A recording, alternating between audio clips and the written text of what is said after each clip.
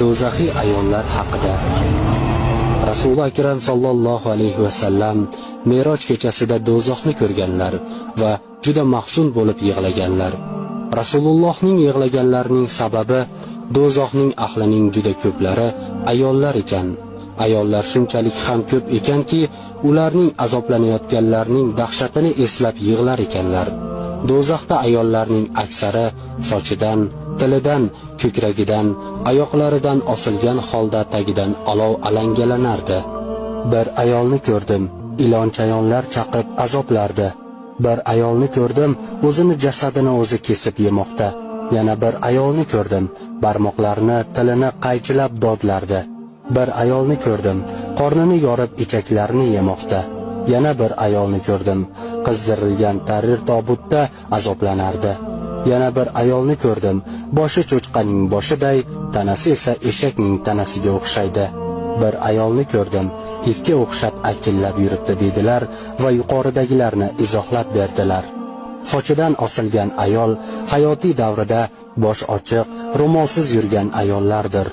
Oyog'idan osilgan ayol hayz, nifosdan poklanmaydigan va eridan beruxsat ko'chada tentiraydigan ayollardir.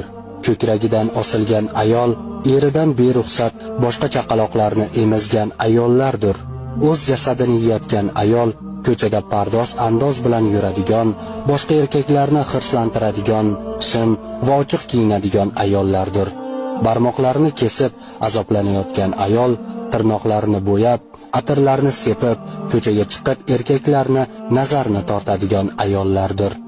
Ilon-chayonlar chaqib azob berayotgan ayol nopok yuradigan, siylikdan poklanmaydigan, tahorat va namozni bilmaydigan ayollardir.